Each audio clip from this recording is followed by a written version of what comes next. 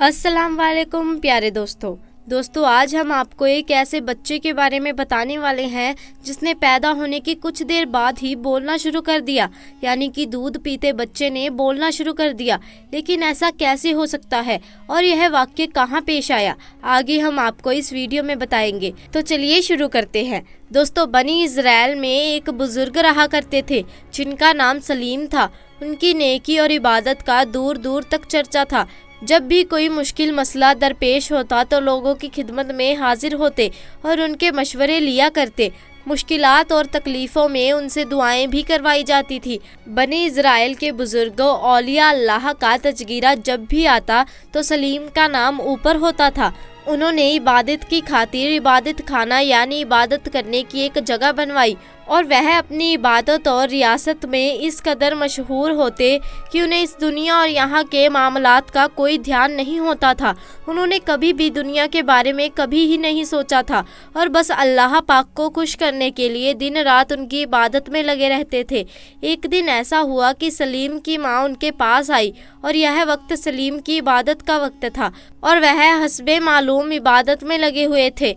माँ इबादत खाने में दरवाजे पर खड़ी होकर अपने बेटे को आवाज़ देने लगी और सलीम ने माँ की आवाज़ सुनी तो इबादत के दौरान उनके दिल में यह बात आई कि या अल्लाह, मैं तेरी इबादत में लगा हुआ हूँ, तेरी बंदगी कर रहा हूँ, तुझे खुश करने की कोशिश कर रहा हूँ और इधर मेरी माँ मुझे बुलाने चली आई है। क्या मैं नमाज तोड़ दूँ? अब मुझे इस मौके पर क्या करना चाहिए? क्या मुझे इबादत में लगे रहना चाहिए या इबादत करके माँ की बात सुननी चाहिए? पर दोस्तों, वो इबादत में मशगूल रहे और माँ की आवाज़ का कोई जवाब नहीं दिया। उनकी माँ ने थोड़ी देर तक इंतज़ार किया और जब बेटे की तरफ से कोई भी जवाब नहीं आया तो वो वापस चली गई।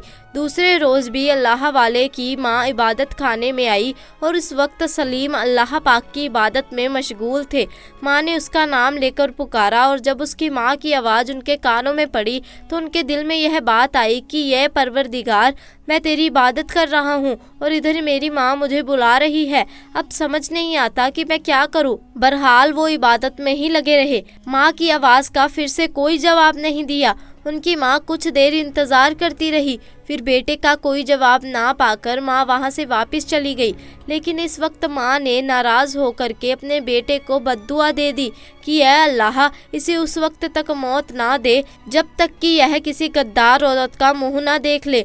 माँ के दिल से बद्दुआ निकल गई। बनी इज़राइल में सलीम एक इंतहाई नेक और इबादत गुजार इंसान थे, लेकिन माँ की बद्दुआ के बाद माहौल उनके खिलाफ होने लगा। लोग आपस में उनके बारे में बातें करने लगे और उनकी इबादत का तस्करा भी चंद लोगों में उनके खिलाफ हसद में पैदा हो गया। बहुत सारे लोग उनको बदनाम करने की कोशिश करने लगे।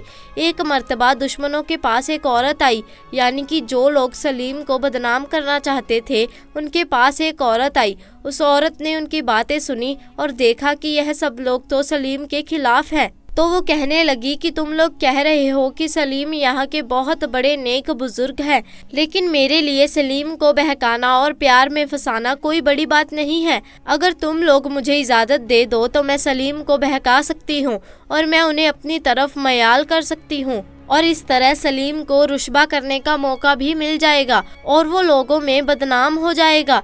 वो औरत बहुत खूबसूरत थी पर बदचलन थी। सब लोगों को उसकी हकीकत मालूम थी। उस औरत को अपने हुस्न पर इतना नाज था कि वो जिसे चाहती उसे अपने फिटने में मुफ्तिला कर देती। इसीलिए सलीम के दुश्मनों के सामने उसने वादा किया कि वह किसी न किसी तरह सलीम को अपने हुस्न के जाल में फंसा लेगी। वो औरत सलीम की इबादत खाने के पास पहुंची और उसने सलीम को अपने हुस्न के जाल में फंसाना चाहा, लेकिन सलीम सच में एक नेक इंसान था। उसके अंदर हमेशा खौफ ही खुदा रहता, इसीलिए वो दिन रात इबादत में लगा रहता। भला उस बदचलन औरत के जाल में कैसे फंस सकता था? उस औरत ने तरह तरह से सलीम को अपने जाल में फंसाना चाहा और अपनी तरफ मैल करना चाहा कि मेरे पास आए और मेरे साथ गुनाह कर ले और लोगों में बदनाम हो जाए। लेकिन हजार कोशिशों के बावजूद वह अपने मकसद में नाकामयाब रही। शैतान कामयाब ना हो सका। اور جب اس بدچلن عورت نے دیکھا کہ سلیم کسی بھی طرح سے اس کے قابو میں نہیں آ رہا ہے تو اسے بڑا غصہ آیا۔ اسے یوں محسوس ہوا جیسے کہ اس کی بے انتہا توہین ہوئی ہے، کیونکہ اللہ پاک سے اس کو بڑا دھکا لگا۔ میں تو بڑے بڑے لوگوں کو بہکا چکی ہوں، لیکن یہ کون ہے جو میرے جال میں نہیں آ رہا ہے؟